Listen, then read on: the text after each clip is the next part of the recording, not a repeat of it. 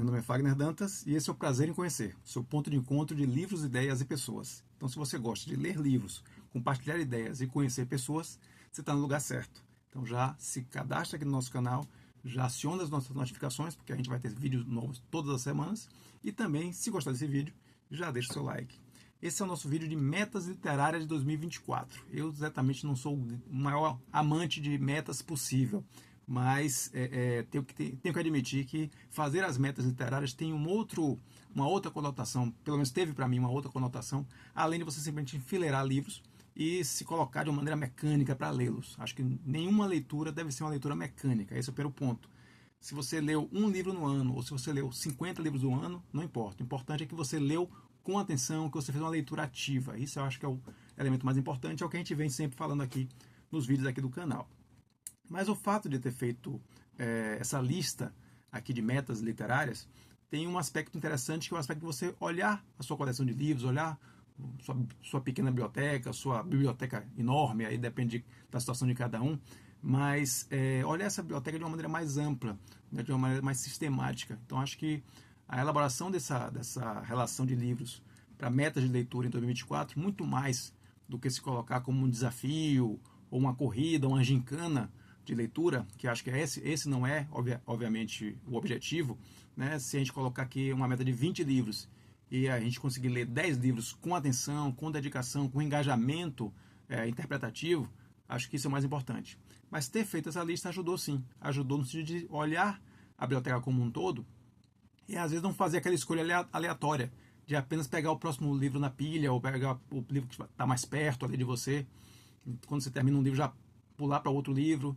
Então, acho que as metas literárias permitem que você, olhando como um todo, você crie um encadeamento de temas, um encadeamento de autores. Então, acho que esse é o grande objetivo, foi pelo menos o meu objetivo, ao fazer aí as nossas metas literárias de 2024.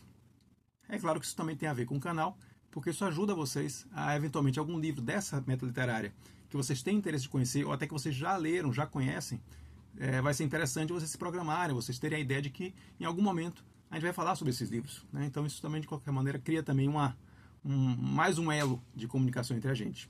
Então vamos lá, as nossas metas literárias de 2024 aqui no canal Prazer em Conhecer. Bom, como é que vai estar organizado essas metas? E primeiro, esse vídeo, novamente, como é um vídeo que tende a ficar muito grande, porque a gente está falando aqui de um panorama, né? Sempre que eu menciono, faço esses vídeos panorâmicos de livros, né? Lista de livros, eu sempre gosto de pontuar que não vou fazer comentários aprofundados, porque esses comentários serão feitos em vídeos específicos sobre as obras. Aqui realmente é um grande cardápio, é um grande panorama, né, como o nome já diz, de livros que vocês podem ter interesse em conhecer, podem já ter com vocês e de repente nunca tiveram aquele empurrão para ler. Essa é a ideia do canal, de dar esse empurrãozinho para vocês se dedicarem a esses livros. Então, como é que a gente vai organizar? 3 vídeos. Primeiro vídeo, a gente vai falar só sobre nossas metas literárias de 2024 para calhamaços. O calhamaço é aquele livro mais volumoso, mais denso. É um livro que tem aí mais de 500 páginas. Então eu separei esse primeiro vídeo agora, essa primeira parte, é justamente sobre a escolha dos nossos calhamaços. A segunda parte vai ser sobre a escolha dos livros médios, são aqueles livros que ficam entre 200 e 350 páginas. E finalmente a gente vai ter uma terceira parte, que vai ser só a escolha dos livros pequenos. Sendo que para calhamaços e livros médios, eu vou escolher um por estante. Nós temos aqui na biblioteca 8 estantes, que eu vou falar rapidamente para vocês, né? Cada estante temática que eu tenho aqui. E a gente vai escolher um livro para cada estante dos calhamaços e dos livros médios. Sendo que os livros médios, os 8 livros escolhidos, serão, né? Esse é o propósito, essa é a meta, os 8 livros serão lidos e comentados. Mas no caso do calhamaço, como os calhamaços são realmente muito mais volumosos, dos 8 calhamaços que eu vou apresentar para vocês aqui, eu já vou também tirar 4. Então, assim, eu apresento 8, escolho os 8 de cada estante, mas a gente vai fazer um afunilamento aí para 4 grandes livros, né? 4 calhamaços que vamos ler em 2024. Para os livros médios, não há essa nova triagem, os 8 livros pretendemos lê-los. E para os livros pequenos, como realmente tem um volume menor de páginas, a gente vai fazer o contrário do calhamaço. A gente vai escolher 2 livros por estante. Então, em vez de eu escolher 8 e ir para 4, eu tenho 8 estantes e vou escolher 16 livros dos livros pequenos, dos livros até 150 páginas. Né? Qualquer página, qualquer numeração de página, até no máximo 150, 160 páginas, vamos ser aí um pouco razoáveis nesses limites, ok? Então, basicamente, vamos startar o vídeo, vamos começar de imediato. Essa primeira parte, calhamaços. Segunda parte, livros médios. Terceira parte, livros pequenos. Explicando rapidamente as estantes que eu tenho aqui. Eu tenho uma estante de filosofia clássica, que é aquela toda reflexão filosófica, todo pensamento mais amplo, né? O pensamento mais caracterizado como filosofia, vamos dizer assim, início do século XX. Então, livros que estão aí até 1910, 1920, desse período para trás, eu estou considerando tudo isso como filosofia clássica. Então, estou indo aí desde os gregos, desde Platão, Aristóteles, até Max Weber, Hegel, os autores que chegaram ali século XVIII, século XIX, século XX, iníciozinho do século XX. Então, esse é o nosso estande de filosofia clássica. Depois nós temos nosso estande de filosofia contemporânea, que obviamente tudo que foi produzido depois dessa época, principalmente depois dos anos 50. Né? Os anos 50 são caracterizados aí como uma grande transformação no aspecto da reflexão, nessa questão das comunicações, da tecnologia. Então, normalmente ali 1950 em diante é o que eu considero como filosofia contemporânea, de 1950 até os dias atuais. Depois nós temos a estante de filosofia científica, que são todos os meus livros que tratam de questões como astronomia, biologia, tecnologia, meio ambiente. Esses são os temas aí, os livros que estão na minha estante de filosofia científica. Por que eu chamo de filosofia científica? Filosofia porque, na verdade, não são livros meramente técnicos, né? Eu devo ter alguns manuais aqui de, sei lá, física quântica, mas eu estou basicamente buscando livros que façam reflexões mais amplas a partir desses temas mais específicos, como tecnologia, biologia e assim por diante. Depois nós temos a nossa estante de política. Então aí está tanto a questão da teoria política, da história política, quanto também questões mais práticas, né, sobre eleições, sobre políticas públicas específicas. Então essa é um pouco da temática da nossa estante de política. Depois nós temos a nossa estante de economia. Mesma coisa, tanto a teoria econômica, história econômica, quanto também casos específicos, estudos específicos em temas eminentemente econômicos. Depois nós temos nossa sexta estante, que é a estante de direito. Então, toda a parte dos meus livros de direito, meus livros que, né, da época que eu fiz a faculdade de direito. Então, trago muito essa discussão, principalmente a discussão mais, aí nesse caso, muito menos operacional. Né? A gente vai ter muito menos livros, por exemplo, de direito penal ou direito civil, que são livros mais operacionais, né? Livros mais do exercício do direito, que eu praticamente não faço. Mas tenho muitos livros no campo mais da sociologia jurídica, da filosofia jurídica, que me ajudam, de modo geral, qualquer leitura sobre a sociedade como um todo. Tanto a filosofia jurídica quanto a sociologia jurídica são dois temas que são bem importantes para essas análises. Então, é o que basicamente compõe aqui nossa estante de direito. Depois nós temos nossa sétima estante, talvez nossa queridinha, que é a nossa estante de literatura. Então, tudo de literatura, não só a literatura, vamos dizer assim, mais estrito sensu, os livros de ficção, mas eu também mantenho nessa estante de literatura, eu mantenho as minhas biografias, por exemplo. Então, tudo que é biografia, tudo que não é exatamente ficcional, né, tá nesse campo da literatura, mas não são livros técnicos, não são livros de ficção, né, é eminentemente literatura no sentido de ficção, mas são livros que tratam de literatura, ou são livros que tratam de autores, ou até biografias que tratam de artistas. Né? Então, isso também está na minha estante aqui de literatura, apesar de que talvez não seja estrito sensu literatura, mas acho que vocês entenderam aí qual é a linha, né? Não são livros técnicos, não são livros mais focados em temas técnicos, mas tanto livros de literatura ou livros que não são de literatura ficcional, mas que tratam ali de questões talvez um pouco mais de entretenimento, vamos dizer assim, biografia de artistas, biografia de políticos também. Aí fica a dúvida, boto na estante de política, boto na estante de literatura, mas por enquanto, por esse caráter de biografias, estão aqui na minha estante de literatura. E finalmente a minha última estante, que é a minha estante, vamos dizer assim, mais profissional, que é a minha estante de urbanismo. Então tudo que eu tenho de urbanismo, teoria da cidade, história do urbanismo, história do planejamento, experiência de planejamento urbano, estão aí na minha oitava estante. Então, feita essa rapidíssima apresentação das estantes, quem sabe um dia a gente faz uma apresentação um pouco mais detida e mostra algumas preciosidades que eu tenho em cada uma das estantes, mas essa é a apresentação geral. E vamos partir logo então para nossas escolhas. Então, como eu já expliquei anteriormente, nesse vídeo aqui, nessa primeira parte, a gente vai discutir basicamente, a gente vai fazer a escolha basicamente dos calhamaços, aqueles livraços, aqueles livros assim, os chamados tijolões, que a gente vai fazer aqui a escolha para vocês. Como eu digo sempre, muito mais do que uma mera escolha para mim, que poderia fazer aí na intimidade aqui do meu quarto de livros, é muito mais uma proposta de discussão, proposta de diálogo entre nós, no sentido que vocês podem conhecer esses livros, ou terem curiosidade, ou já terem lido, e quiserem comentar alguma coisa aqui embaixo, né, na parte de comentários do canal. Me digam se vocês gostaram desse livro, se vocês já leram algum desses livros, e se vocês gostaram, se vocês acham que a minha experiência de leitura vai ser uma experiência produtiva, proveitosa, me falem aí. E, evidentemente, opinem também sobre as suas metas literárias para 2024, ok? Então, vamos lá, vamos começar? A gente vai começar com a nossa estante de filosofia clássica. Fiz aqui meu roteirinho para não esquecer as datas, lembrando sempre que quando eu mencionar as datas dos livros, eu sempre menciono a data do livro, a data original de publicação. Então não adianta a gente falar, estou com um livro aqui de, sei lá, A República de Platão, publicado em 1985. Não, a República de Platão foi publicada lá no século IV, se eu não me engano, antes de Cristo. Então, eu sempre menciono aqui, quando eu mencionar o ano do livro, é sempre o ano da publicação original do livro, ok?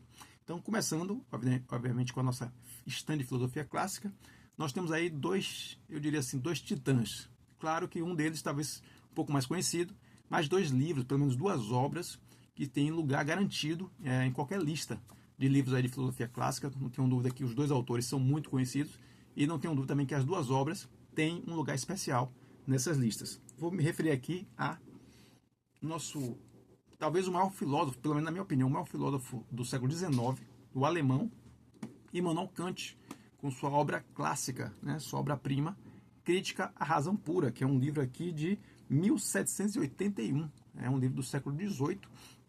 O principal livro, né, eu diria que talvez o livro mais conhecido do Immanuel Kant. Immanuel Kant, autor clássico, né, filósofo alemão fantástico, o gênio de Königsberg, né, na cidade onde ele nasceu e praticamente onde ele viveu na vida, né, não saiu daquele local ali.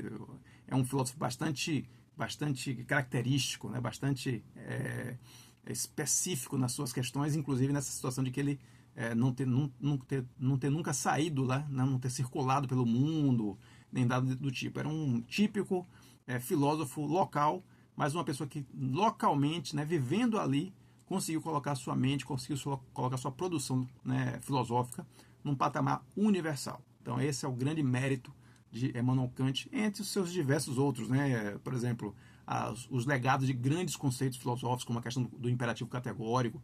Está tudo aqui nesse carinha, nesse alemão fantástico chamado Immanuel Kant. E trouxemos aqui como escolha sua obra clássica, né?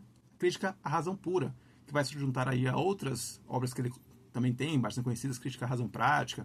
Então, nós também já lemos aqui a questão da Metafísica dos Costumes. Então, é um autor que vale muito a pena ser lido, e está aqui como sendo nossa primeira opção para a escolha de filosofia clássica. Mas, ao lado do Immanuel Kant, nós temos uma outra figura fantástica também, que é um filósofo renascentista francês. Talvez isso ajude aí, renascentista francês, filósofo. Acho que uma outra dica interessante é que ele foi o criador de um gênero literário. Na verdade, ele criou o gênero literário do ensaio. Né? Ele foi o primeiro pensador, primeira pessoa, né, a construir textos que não tinham aquele caráter tão professoral e não tinham um caráter tão acadêmico, e tinham esse caráter mais de ensaio, mais de um pensamento livre, de um pensamento mais amplo sobre as questões. Então, tanto que essa obra que a gente traz é uma obra, inclusive, chamada Ensaios. Eu estou me referindo aqui a, obviamente, nosso querido Michel de Montaigne. Essa edição que eu tenho aqui é uma edição bem velhinha, tá? Mas está aqui um pouquinho até prejudicada, mas o texto, que é o que eu sempre digo, o texto está íntegro, está totalmente completo aqui. E nessa edição, justamente nessa obra chamada Ensaios, ele cria o gênero ensaio. Né? Então foi o primeiro pensador, e essa obra é uma obra de 1580, segunda metade do século XVI. E a gente ainda está com essa obra aqui circulando nas nossas mentes. Então, temos aqui Michel de Montaigne, com seu Ensaios de 1580, e temos do outro lado nosso grande Immanuel Kant, com seu Crítica à Razão Pura, de 1781. Né? Praticamente aí 200 anos separando essas duas obras, e agora escolheremos uma delas para nossa meta de leitura. E entre o nosso querido Michel de Montaigne e o nosso querido Immanuel Kant, talvez pelos meus elogios, já está claro que nós vamos escolher Immanuel Kant. Deixar o nosso querido Michel de Montaigne aqui do lado, e escolhemos Immanuel Kant como sendo primeira escolha aí da estante de filosofia clássica. Não vou dizer que é a nossa escolha que vai pertencer à nossa lista literária, por quê? Porque que ele ainda vai competir lá na frente, porque dos 8 livros, como eu disse, a gente vai tirar 4. Mas a priori, nós temos aqui Immanuel Kant, Crítica à Razão Pura, como sendo a nossa escolha na nossa estante de filosofia clássica. Seguindo adiante, vamos para a nossa estante de filosofia contemporânea, né? Tudo que foi produzido aí dos anos 1950 para cá. E aí a gente vai ter 2 obras também fantásticas. Primeira obra talvez seja de um cara não tão conhecido do grande público, talvez aqui até no Brasil. O segundo autor, ele é bem mais conhecido, mas esse cara é muito bom. É um jornalista norte-americano chamado Robert Wright, e ele se propõe nesse livro específico que eu vou mostrar para vocês um desafio no mínimo audacioso, né? Ele se propõe a discutir talvez um dos conceitos mais basilares da sociedade. Então eu estou falando nada mais nada menos do que o grande, literalmente grande, mais de 700 páginas, é A Evolução de Deus, do Robert Wright. Esse livro aqui, ele é um livro de 2009, é um livro, né, bastante recente, vamos dizer assim, e ele tem uma proposta, como eu disse, bastante audaciosa, discutir um conceito como o conceito de Deus. E aí não é um livro eminentemente religioso, é um livro científico, é um livro onde ele busca trazer as várias alterações da nossa concepção de divindade, né? Dentro, obviamente, de um campo mais restrito. Ele não faz isso, por exemplo, ele não traz a discussão da divindade no aspecto, por exemplo, das religiões orientais.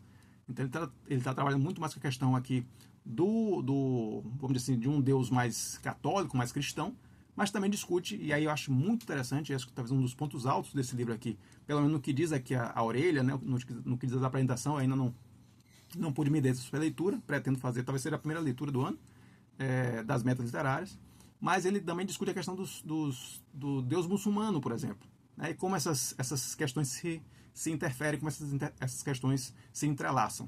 Então está aqui um grande desafio, um grande livro, literalmente, A Evolução de Deus, do Robert Wright.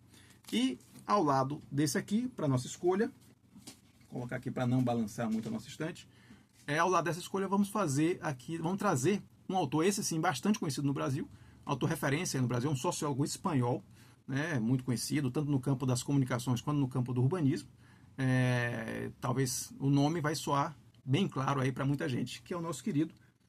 Lembrando só um detalhe importante do Robert Wright, eu sempre gosto de trazer aqui outras referências, né? Como eu falo de um livro, eu sempre faço menção eventualmente a outros livros que eu estou lendo, que eu já li sobre esse autor, e talvez um dos pontos altos de ter trazido o Robert Wright para essa escolha tenha sido ter lido o outro livro dele, que é esse aqui, o Não Zero, A Lógica do Destino Humano, que foi publicado anteriormente, anterior à Evolução de Deus, e esse livro aqui eu já li, esse livro é muito bom. Então, por conta dessa experiência de leitura, eu trouxe aqui agora para a gente discutir e para eventualmente a gente escolher A Evolução de Deus, do Robert Wright, o mesmo autor aqui. Então temos 2 livrinhos aqui do Robert Wright, desse jornalista norte-americano.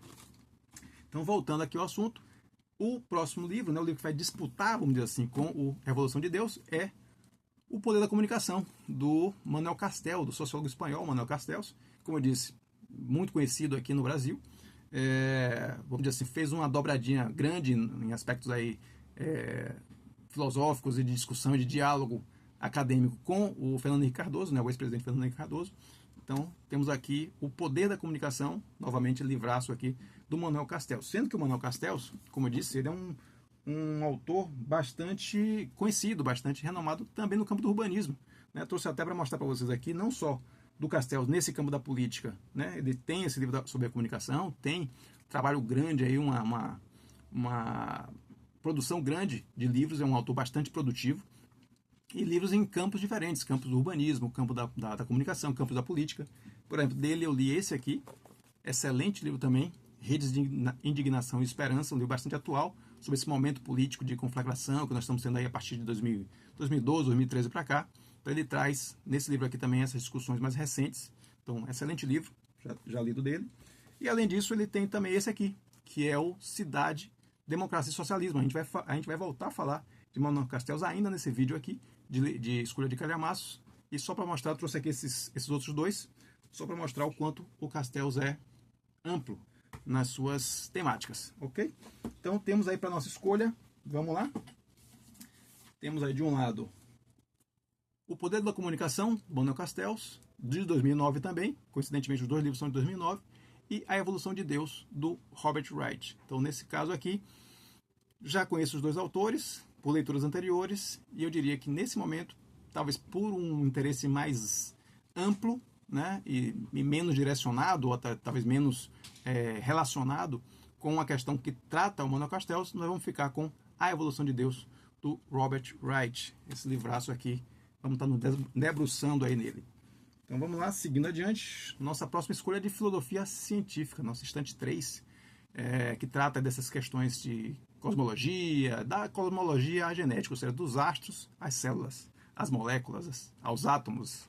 Então, nesse campo, a gente vai trazer 2 livros aqui também. Eu diria que talvez são também livros poderosos, né? Livros que trazem uma carga de conhecimento, me parece muito significativa, mas livros talvez menos conhecidos, né? Eu trouxe alguns livros aqui da filosofia clássica, obviamente, mais conhecidos. A filosofia contemporânea, a gente tem aí o Manuel Castells, que é bastante conhecido também, aqui no Brasil. Esses 2 autores talvez serão menos conhecidos, mas eu garanto que os livros são muito, muito bons. Então, vou trazer aqui.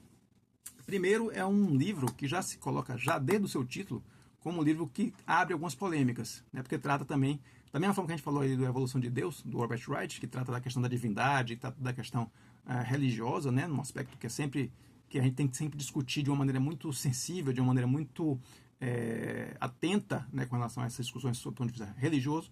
Esse livro aqui, que eu vou mostrar para vocês, também tem um aspecto que acaba tocando questões, né, que tem a ver com a evolução da vida, que tem a ver com essa origem da vida. Então, evidentemente, estou falando aqui da teoria de Darwin, e o livro que se propõe a discutir isso é esse livro aqui, A Perigosa Ideia de Darwin, do Daniel C. Dennett. Daniel C. Dennett é um filósofo cognitivo norte-americano. E esse aqui é um livro de 1995, só conferindo aqui para não falar bobagem, 1995 exatamente. E, obviamente, o título já deixa bem clara a sua proposta polêmica de discutir aqui a evolução e o significado da vida. Essa aqui é a nossa primeira proposta de escolha para a nossa estante de filosofia científica. Mas a nossa segunda escolha, a nossa segunda possibilidade, melhor dizendo, é bem interessante também, porque não trata dessa questão mais ampla, mas faz um pronunciamento, uma denúncia, faz uma abordagem de um tema bastante importante hoje em dia, que é o tema ambiental, né? Através de um pensador que, da mesma forma que o Castells, eu acabei não dizendo isso para vocês também, o Castells já esteve em Salvador, numa palestra aqui no Fronteiras do Pensamento, e eu pude acompanhar essa palestra. Então foi também um momento muito interessante quando você está diante do autor que você durante tantos anos, né, desde a minha época de urbanismo, 96, 97, eu já acompanhava aí o Castells. Então foi um prazer tê-lo aqui em Salvador e poder assistir a palestra dele, da mesma forma que esse outro autor, que, como eu digo, não é tão conhecido, obviamente, quanto o Castells, mas esteve aqui em Salvador e fez uma palestra, eu pude assistir também, e me deixou aí com boas impressões. Então talvez por isso eu tenha escolhido trazê-lo aqui para a nossa escolha. Estou falando aqui do economista mexicano Enrique Leff, com seu Racionalidade Ambiental. Esse aqui é um livro de 2004, livro de 2004, um livro mais recente do que o do Castells, o do Castells de 95, o do Daniel Dennett é de 95 e o do Enrique Leff é de 2004. Racionalidade Ambiental, como eu disse, um tema que certamente tem uma importância muito grande e cada vez maior nos dias de hoje. É um tema que, inclusive, a gente deve voltar aqui no canal, porque até pela minha atividade profissional, eu tenho me debruçado muito e tenho tido muitas interações com relação ao tema das questões ambientais. Então, a gente tem, de um lado, o Daniel Dennett, com seu A Perigosa Ideia de Darwin, e do outro, o Enrique Leff, com seu Racionalidade Ambiental. Então, nesse caso aqui, nessa escolha de filosofia científica, nesse ano 2024, eu vou ficar com o Racionalidade Ambiental, do Enrique Leff. Acho que, como eu disse, para a minha atuação profissional hoje, para as minhas discussões hoje, para os fóruns onde eu estou me pronunciando hoje, esse livro é um livro que vai trazer um conteúdo bem interessante. Sem contar que eu, como eu disse, já tive uma experiência anterior com o Enrique Leff, por conta desse outro livro dele aqui, que é o Epistemologia Ambiental. Então, é um autor que realmente tem se dedicado a essa temática, e vamos tentar ler aí dele o seu calhamaço, A Racionalidade Ambiental, se passar na segunda triagem, sempre lembrando aqui. Então, seguindo adiante, vamos para a nossa estante de política. Na estante de política eu trago aí 2 autores, um deles também super conhecido, né, assim, figurinha carimbada, e os outros 2, né, um livro escrito por 2 autores, não tão conhecido, mas um livro que certamente é o típico manual de teoria política. Um livro que precisa ser muito conhecido, que precisa ser, assim, aquele livro que precisa ser consultado quando você faz alguma coisa no campo da teoria política. Estou me referindo aqui, no caso do nosso primeiro livro, que é esse grande manual de teoria política, estou me referindo aqui ao Sociedade Civil e Teoria Política. Exatamente, esse grande manual, super manual, escrito por dois professores. Um é a professora, eu durante muito tempo chamei de Jean Cohen, achando que era um professor francês, e para essa lista aqui, para essas metas literárias, fui pesquisar e descobri que, na verdade, é uma professora. É a professora Jean Cohen, da Universidade de Columbia. É um professor de teoria política da Universidade de Columbia. A professora Jean Cohen escreveu ao lado do professor Andrew Arauto, que é um professor da New School of Social Research. Então, são dois professores que se dedicam aí a fazer um amplo panorama da teoria política. Nesse caso aqui, esse livro é um livro publicado em 1992. E ao lado dele, né, para competir com ele, vamos dizer assim, nós temos aí um cara que certamente vai estar muitas vezes aqui no canal, que é um grande professor, é um linguista, na verdade, mas cuja, pelo menos para mim, e eu acredito que para a grande maioria da população, né, para a grande maioria do público em geral, ele é mais conhecido pela sua atuação política, pela sua atuação, vamos dizer assim, como militante, como uma voz importante no debate público mundial. Então, estou me referindo aqui a, obviamente, nosso querido norte-americano Noam Chomsky. Noam Chomsky, como eu disse, muito conhecido pela sua produção no campo da linguística, mas também, no meu caso, muito mais conhecido ainda pela sua produção no campo da teoria política, da ciência política, eu diria até que mais do que a ciência, da atuação política. É uma figura fundamental nas discussões políticas hoje. E com o seu rumo a uma nova Guerra Fria, a sua política externa norte-americana no mundo, né? Essa política que influencia tantos lugares ao redor do mundo. Então, esse aqui é um livro de o Chomsky, esse aqui é um livro de 2003, então se contrapondo aqui a um livro de 1992. Então, entre essas duas situações aqui, a gente tem que dar essa avaliada, e eu admito que entre os dois livros, nesse momento, eu vou ficar com o nosso Chomsky, o nosso rumo a uma nova Guerra Fria. Só trazendo para vocês uma curiosidade, uma dica, no YouTube tem uma coisa muito legal, que é o debate entre Chomsky e Michel Foucault. Então, dê uma buscada, dê uma googada aí, dê uma busca no YouTube, vocês vão encontrar esse debate, inclusive ele está legendado, e assim, primoroso. São duas mentes gigantescas, debatendo com qualidade, vamos dizer assim, não são os debates que nós temos visto atualmente, que é baseado em xingamentos e coisas que tais, mas um debate de altíssimo nível entre duas mentes, das mentes mais brilhantes do século XX. Então vamos ficar aí com o Noam Chomsky e o seu rumo a uma nova Guerra Fria. Seguindo adiante, nossa estante de economia. Aí, a infinidade, né? Os assuntos e os temas são os mais diversos possíveis, mas eu vou trazer aqui dois livros, os dois autores, um super clássico e um autor que foi uma estrela fulgurante, apareceu como um cometa, explodiu no mundo, dominou a discussão econômica no mundo durante um tempo, mas ultimamente anda meio apagado, vamos dizer assim. Mas esse livro foi, de fato, um livro, um divisor de águas. Então, certamente, independente do que ele venha ou não a produzir posteriormente, ele já está com o nome dele marcado aí na história da literatura econômica mundial. Estou falando aqui, obviamente, do nosso livro do ano de 2013, livro que realmente parou o mundo em 2013, que é o Capital no século XXI, do economista francês Thomas Piketty. Então, esse livro aqui, ele colocou a desigualdade de renda no mundo no centro da discussão, inclusive no centro literalmente, porque o Thomas Piketty foi entrevistado no Roda Viva, né, o programa clássico da televisão brasileira, de entrevistas. Então também está lá no YouTube, dá uma checada, porque é muito boa essa entrevista. E o Thomas Piketty, em 2013, quando ele lançou o livro, ele realmente tomou conta do planeta com essa discussão. Esse livro aqui foi best-seller mundial, então estou trazendo aqui para vocês também, quem sabe, pode ser nossa escolha de economia. Mas o Thomas Piketty vai se debater com um dos grandes clássicos da economia, né? Um pensador, um economista austríaco, talvez aí a pessoa já tenha matado a charada, mas que é um dos mais importantes pensadores, mais importantes economistas do mundo, e trouxe alguns conceitos que são até hoje muito batidos, muito generalizados na discussão econômica, que é, por exemplo, o conceito de destruição criativa.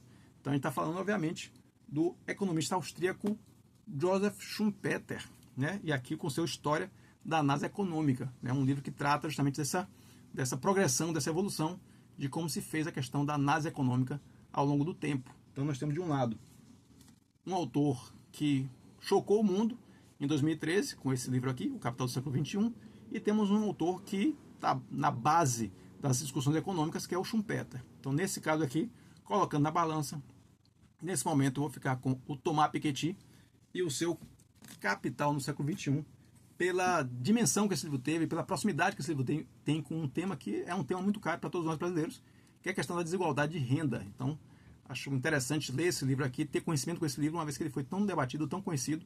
Acho que é o momento da gente tem de realmente se debruçar sobre esse calhamaço, esse tijolão, que é o Capital no Século XXI, do Thomas Piketty. Então, essa é a nossa escolha de economia. Partindo aí para a escolha de direito, né? Direito, dois autores, acredito que não são também tão conhecidos do público em geral, mas são muito conhecidos do público de direito, né? Do público, vamos dizer assim, da audiência jurídica, aí, de quem se debruça sobre as questões jurídicas. Nós temos dois autores que são, acredito que eu, bastante conhecidos. Um é vamos dizer assim, é um orgulho, né? É um orgulho da Bahia, um orgulho nosso, aqui um orgulho local, que é o nosso querido Antônio Luiz Machado Neto, com seu Sociologia Jurídica. Esse é um livro aqui de 1900, só lembrando, falei das duas datas aqui.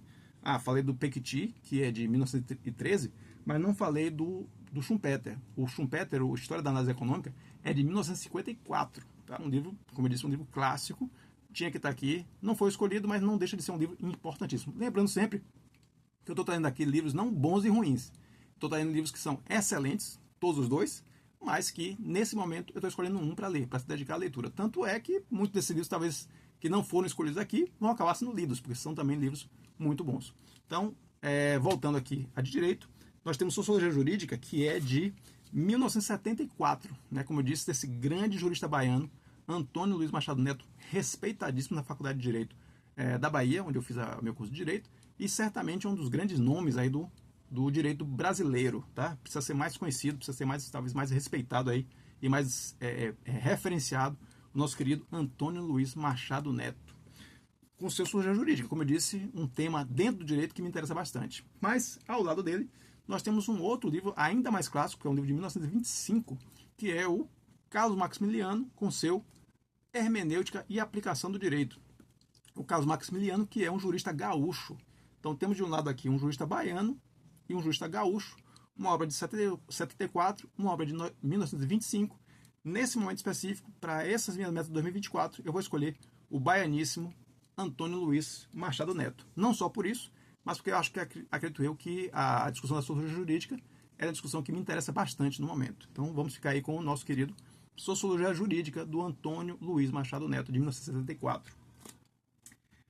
Nossa sétima estante de literatura, eu diria assim, novamente, um autor super conhecido e um outro não tão conhecido, mas que tem uma obra gigantesca, uma obra que merece muito ser conhecida. No campo do conhecido, eu trago aqui talvez um autor que será já batido, figurinha carimbada, aqui porque a gente já falou dele, inclusive nosso panorama de leitura de 2022, está aqui no canal, se você quiser, dê uma conferida, tem muito livro interessante lá, todas as nossas 30 leituras feitas em 2022, e está lá esse autor, né, com um livro fantástico dele.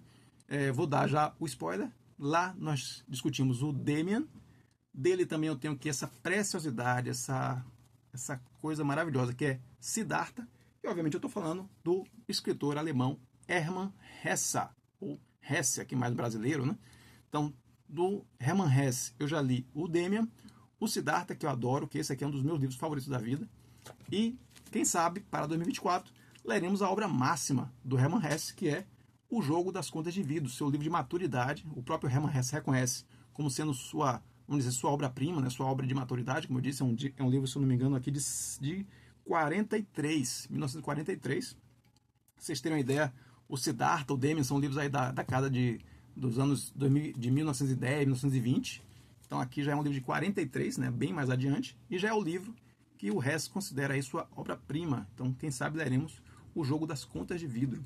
Mas, ao lado dele, temos um autor que não é tão conhecido, mas um autor que me impressionou bastante, tanto pela obra em si, quando eu tive contato com a obra, quando eu pude pesquisar um pouco sobre a obra e descobri que realmente é uma grande epopeia, talvez uma das obras magistrais aí de uma literatura que não é uma literatura tão conhecida para o grande público, que é um autor indiano. Então, estamos falando aqui de Amitav Ghosh, com o seu O Palácio de Espelhos. É um livro de 2000, né, um livro publicado em 2000, E é um livraço aqui, literalmente, livraço. E quem sabe pode ser a nossa leitura de 2024. Mas, do outro lado dele, realmente a gente tem que colocar nada mais, nada menos do que Hermann Hesse. Então, nesse caso, para 2024, para nossa meta literária de 2024, na nossa estante de literatura, ficaremos no momento com Hermann Hesse e o seu O Jogo das Contas de Vidro. Esse aqui promete ser uma grande leitura. E, finalmente, nossa última estante, nossa estante número 8, nossa estante de urbanismo.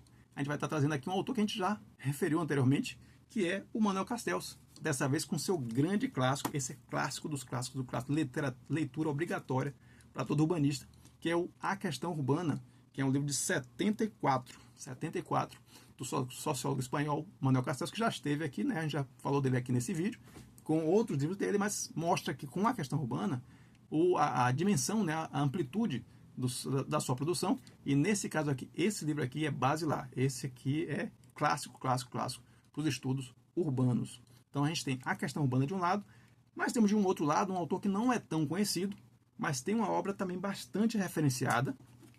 Já vi falar dessa obra algumas vezes e quando tive a oportunidade de comprar, não pensei duas vezes.